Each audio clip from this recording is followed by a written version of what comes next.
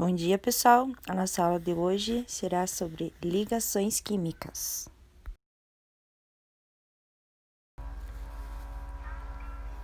Para ilustrar os princípios das ligações atômicas, nós consideraremos como os dois átomos isolados interagem conforme se aproximam um do outro a partir de uma distância de separação infinita. A grandes distâncias, as interações são desprezíveis, pois os átomos estão longe para poder se influenciar. E aí, em pequenas distâncias, cada átomo exerce força um sobre o outro. E essas forças são de dois tipos, a Fa, que é a atrativa, e a Fr, que é a força repulsiva. E suas magnitudes dependem da separação da distância interatômica. A força resultante F entre dois átomos, ela é a soma das componentes de atração e repulsão. Se o F, atrativo e repulsivo, se igualam, não há força resultante e surge um estado de equilíbrio, que a gente vai caracterizar pelo R0. Uma vez nesta posição, qualquer tentativa de mover os dois átomos para separá-los será contrabalanceada pela força atrativa, enquanto uma tentativa de aproximar sofrerá a resistência da força repulsiva, né? Então, quando a gente discute ligação química, é mais interessante trabalhar com energias potenciais entre dois átomos. Então, a gente pode falar que a energia atrativa mais a energia repulsiva, elas vão se igualar num ponto de equilíbrio onde eu tenha o R0, que é o estado de equilíbrio, né? Esse esquema, ele mostra as energias potenciais atrativas e repulsivas, e o mínimo da curva resultante, ele vai corresponder a essa distância de equilíbrio. Então, ali no R0. E a energia E0, ela corresponde à energia de ligação. Representa a energia necessária para separar esses dois átomos. E aí, a energia mínima é onde a gente cria o que a gente chama de posto de potencial.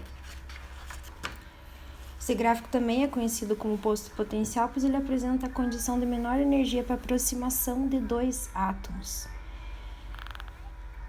A formação de ligações em si, elas envolvem normalmente só os elétrons do nível mais externo do átomo. E através da formação de ligações, cada átomo vai adquirir uma configuração eletrônica mais estável, que nós chamamos. Para considerar essa estrutura ou configuração mais estável, a gente toma como modelo sempre os gases nobres, pois esses elementos que são conhecidos por sua quase total inércia, né? E esses átomos, eles não reagem facilmente com nenhum outro átomo e as moléculas são monatômicas. Isso contém apenas um átomo. A baixa reatividade decorre do fato das energias já serem extremamente baixas e não poderem ser diminuídas ainda mais através da formação de ligações, né, que é esse o objetivo. Então, essa baixa energia dos gases nobres está associada ao fato deles terem um nível eletrônico externo completamente preenchido.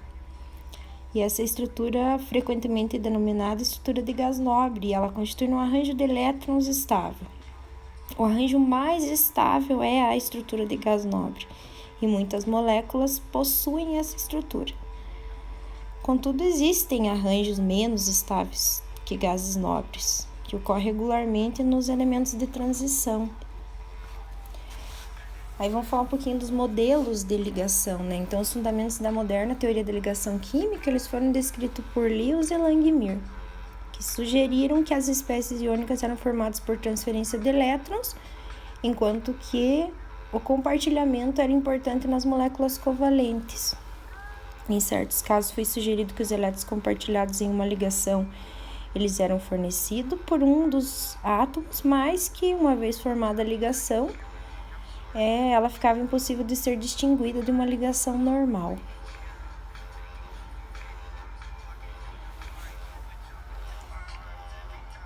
Então, vamos iniciar ali falando um pouquinho sobre a ligação iônica em si.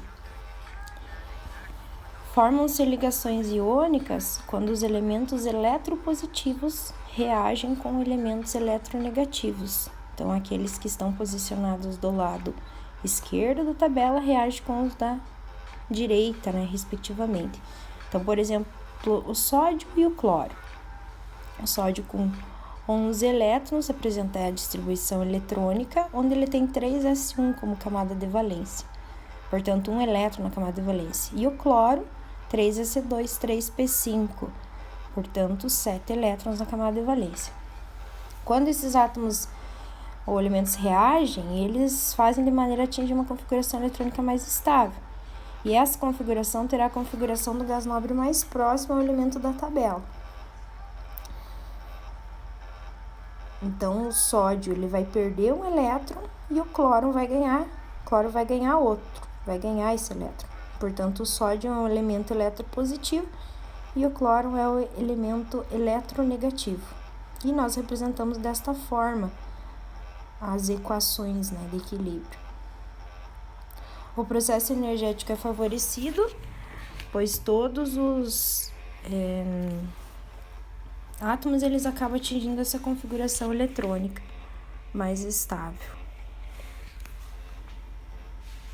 A gente representa graficamente por meio de um diagrama, que é o diagrama de Lewis, onde os elétrons externos, da camada de valência são representados por pontos. Os compostos iônicos incluem sais, óxidos, hidróxidos, sulfetos e a maioria dos compostos inorgânicos. Os sólidos iônicos são mantidos por força de atração eletrostática, uma vez que se tem carga positiva e negativa, e evidentemente haverá uma força de repulsão quando os íons adjacentes tiverem a mesma carga, e haverá força de atração quando eles estiverem rodeados por íons negativos ou vice-versa. A força de atração em si ela é máxima quando cada íon for circundado pelo maior número possível de íons de carga oposta. A ligação covalente. Então, quando dois átomos eletronegativos reagem entre si, ambos têm a tendência de receber elétrons, mas nenhum mostra a tendência de ceder. Então, nesse caso, os átomos compartilham elétrons para atingir a configuração de gás nobre.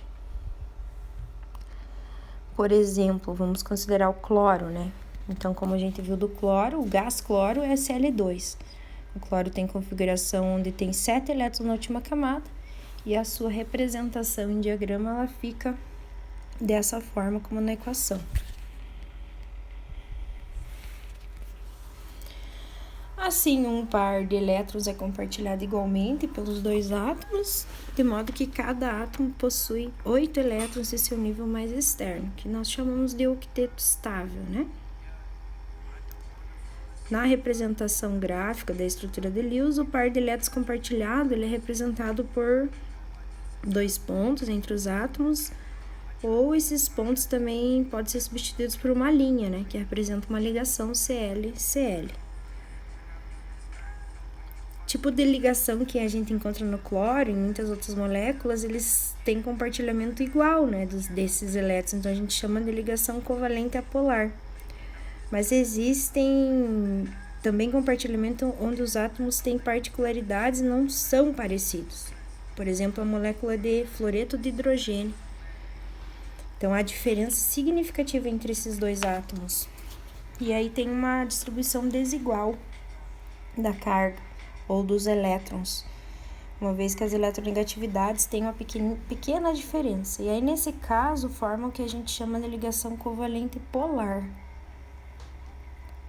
O fato de existir um compartilhamento desigual que promove isso. Os elétrons compartilhados são fortemente atraídos pelo átomo de flúor e menos atraídos pelo de hidrogênio.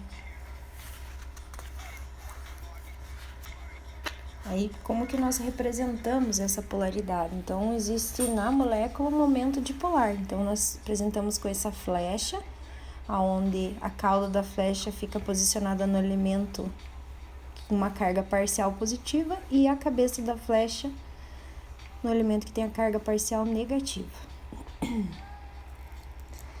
Algumas moléculas poliatômicas também possuem momentos dipolos, por exemplo, o átomo de oxigênio na molécula de água.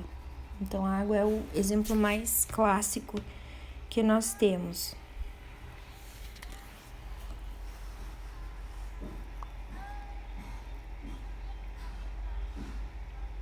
Então, eu tenho uma distribuição de carga que faz com que a molécula apresente 2 centros de cargas, onde eu tenho a cauda da flecha posicionada nos hidrogênios e a cabeça da flecha voltada para o oxigênio.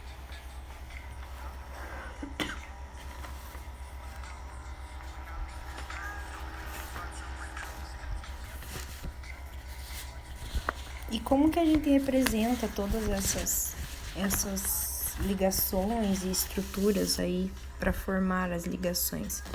Por meio das estruturas de Lewis. Então, como que cria a estrutura de Lewis? O Lewis propôs que uma ligação covalente é formada quando os átomos compartilham, átomos vizinhos, né, um par de elétrons. Uma ligação simples é um par de elétrons. Eu posso ter ligações duplas ou triplas que envolvem mais de 2 e 3 pares, né, respectivamente. Então, por exemplo, na água, o hidrogênio tem um elétron na última camada e o oxigênio apresenta 6 elétrons, né, uma vez que ele faz parte do grupo 16 da tabela. O segundo passo é somar os elétrons presentes, né, nas camadas. Como eu tenho 2 hidrogênios e um oxigênio, o total de elétrons seria 8. Aí eu vou fazer a distribuição desses elétrons ou dos pares de elétrons representando com um traço. Então, hidrogênio, oxigênio e hidrogênio, cada traço é um par de elétrons. Então, eu tenho 4 elétrons, porém, eu preciso distribuir mais 4 elétrons, uma vez que o total tem que ser 8, certo? Aí, eu faço as distribuições, normalmente focando neste caso, que é no elemento mais eletronegativo, que eu tenho oxigênio. Aí, eu tenho o que a gente chama de pares isolados. Para o saldo final, e contabilizar para ver se fecharam os 8 elétrons, eu tenho para o hidrogênio 2 elétrons, que a gente chama que o hidrogênio fecha dueto. Para o outro hidrogênio também 2 elétrons. E para o oxigênio 1, 2, 3, 4, 5, 6, 7, 8. E aí eu fecho o octeto. Isso significa que eu tenho satisfatória a estrutura de Lewis para essa estrutura da água.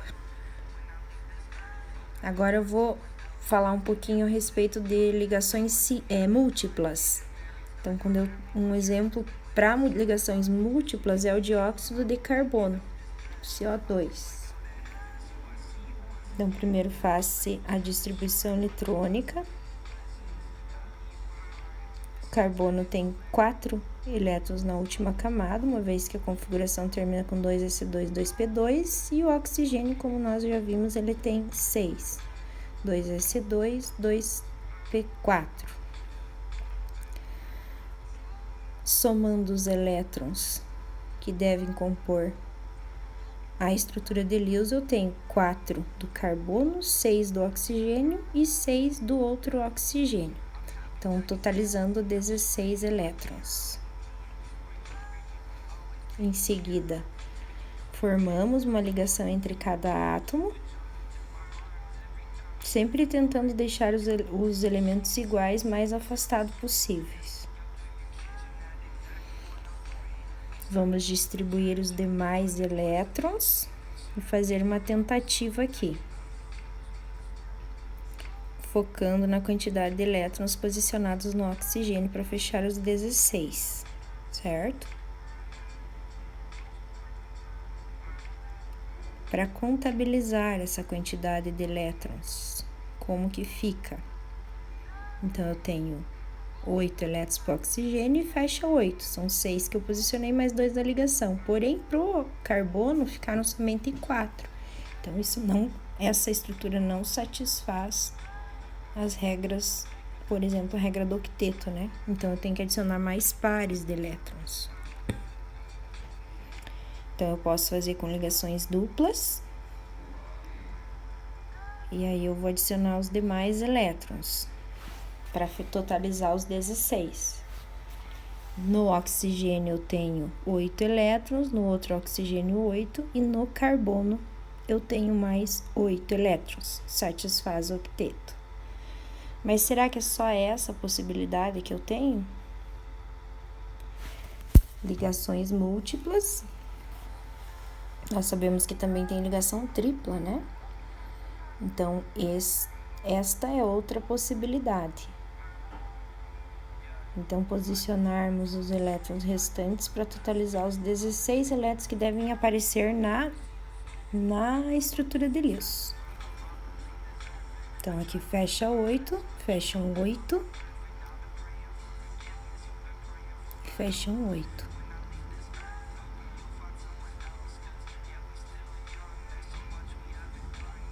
Aí eu tenho uma estrutura ali igual. E agora, qual que é a estrutura de Lewis correta para dióxido de carbono? Seria esta estrutura onde eu tenho ligações duplas ou as duas estruturas com ligações simples? Então, todas as estruturas são válidas. E aí eu represento isso com essa flecha de vai e vem, que significa a presença de ressonância. Então, são chamadas estruturas ressonantes.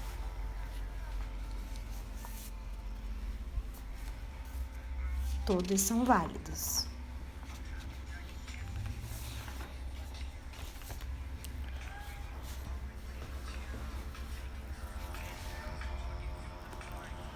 Então, ainda há a possibilidade de representar a estrutura de Lewis para íons.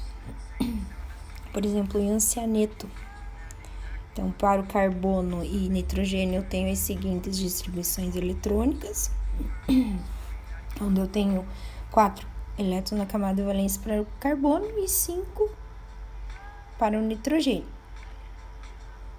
Aí eu faço a soma dos elétrons. Eu tenho 4 para o carbono, 5 do nitrogênio, e eu tenho uma carga.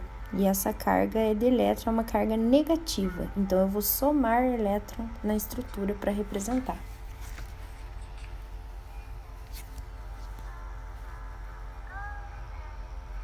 Quando eu tenho cátion, eu vou diminuir. E quando eu tenho ânion, eu vou somar elétrons. É assim que eu faço a representação.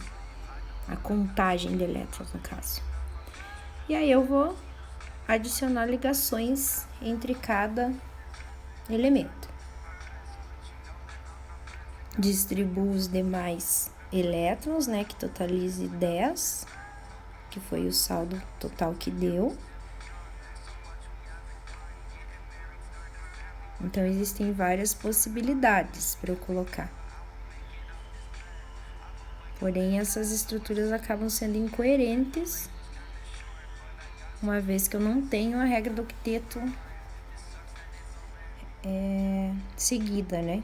Aí, se eu colocar uma ligação tripla, eu consigo favorecer a presença dos 10 elétrons no total e ligação tripla entre esses elementos em si.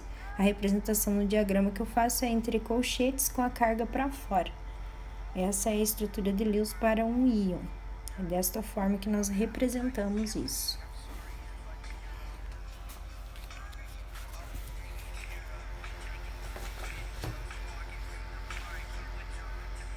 Então, vamos falar um pouquinho agora das características que são importantes aí para elementos que acabam fugindo da regra do octeto. Então, um exemplo bem clássico é do fluoreto de boro, onde eu tenho 24 elétrons de valência e o boro ele se apresenta com 6 elétrons e tem... Isso daqui é uma estrutura que é consistente com dados experimentais.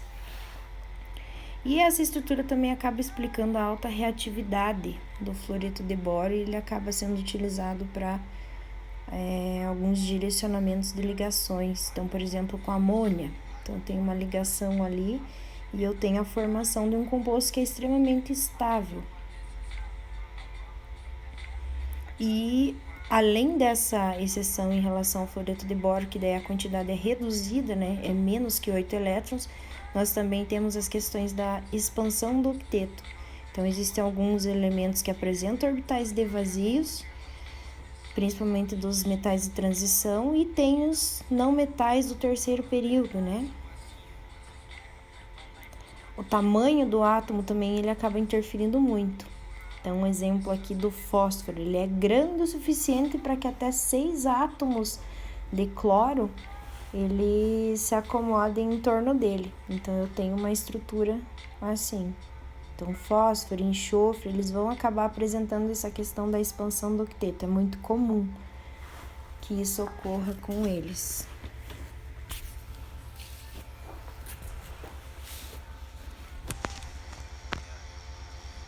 Então, essas são algumas das exceções que precisamos levar em consideração. Agora eu vou falar em relação às características da ligação iônica e covalente. Como que funcionam essas estruturas? Então, a ligação iônica, ela é mantida por ligação atrativa segundo a força de Coulomb. Isso é, íon positivo e negativo, né? Então, em virtude das cargas elétricas que ela apresenta. Para 2 íons isolados, a energia atrativa é uma função da distância interatômica, como a gente viu naquele esquema do gráfico do posto potencial. E a ligação iônica é denominada não direcional. Isso é, a magnitude da ligação ela é igual em todas as direções ao redor do íon. Então, assim como eu tenho distribuição de cargas positivas e negativas uma ao lado da outra, eu tenho em todas as dimensões. Como consequência disso, para que materiais iônicos sejam estáveis em um arranjo tridimensional, todos os íons positivos devem possuir vizinhos mais próximos, íons carregados negativamente e vice-versa. Por exemplo, o cloreto de sódio, né, nessa estrutura. E isso confere algumas características para eles. Os compostos iônicos são caracteristicamente duros e frágeis, e além disso, isolantes térmicos e elétricos. Essas propriedades são consequência dessa configuração eletrônica e da natureza em si da ligação. A energia de ligação dele ela pode variar de 600 a 1500. E aí isso acaba influenciando nas interações, consequentemente nós temos elementos com compostos, né, iônicos com altas temperaturas de fusão. Um outro termo importante de se falar é energia reticular, porque acaba sendo a energia reticular que justifica explica, né, essa energia de ligação. A energia reticular está relacionada a ser a energia liberada quando uma molécula grama do cristal ela se forma a partir de íons gasosos. Então, vamos considerar o cloreto de sódio, a formação do cloreto de sódio, partindo dos íons Na+ e Cl-.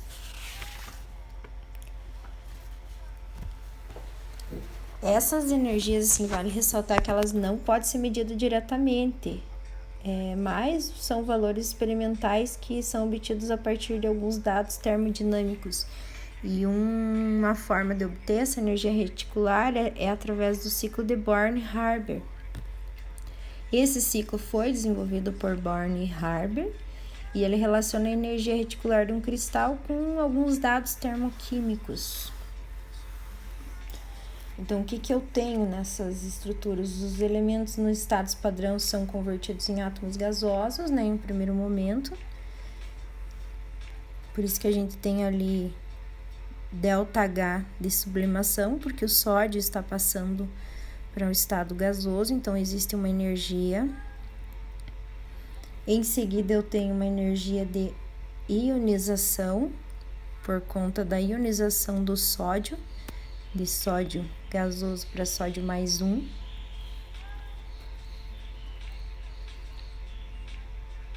Como se trata de cloro gás, que é utilizado para a formação dessa reação, né? Então, eu tenho que ter uma energia de dissociação, onde o cloro, Cl2, ele vai ser dissociado em cloro. E aí eu tenho a energia da afinidade eletrônica, que a gente já viu nas outras aulas, onde o cloro passa a íon, ou ânion. Todo o cálculo envolvido nesse processo para energia reticular, ele é baseado na lei de Hess. Então, a energia do delta de formação, ΔH de formação, ou entalpia de formação. E aí, com a soma, por meio desta fórmula, ΔH de formação igual a ΔH de sublimação, mais de ionização, mais meio ΔH de dissociação, uma vez que, pelo balanceamento, eu tenho que considerar as coeficientes estequiométricos, mais a afinidade eletrônica, mais a energia reticular. Tudo isso dá o valor da ΔH de formação. Isso são valores tabelados e o ciclo ele acaba sendo usado para calcular a energia reticular de estruturas cristalinas desconhecidas por meio de reações que são conhecidas e energias conhecidas.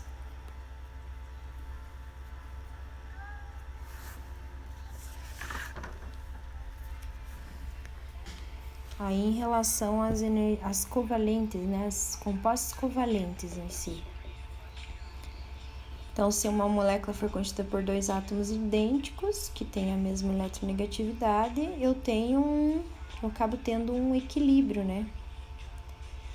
Dois aspectos importantes relacionados à propriedade da ligação é o comprimento e a sua força.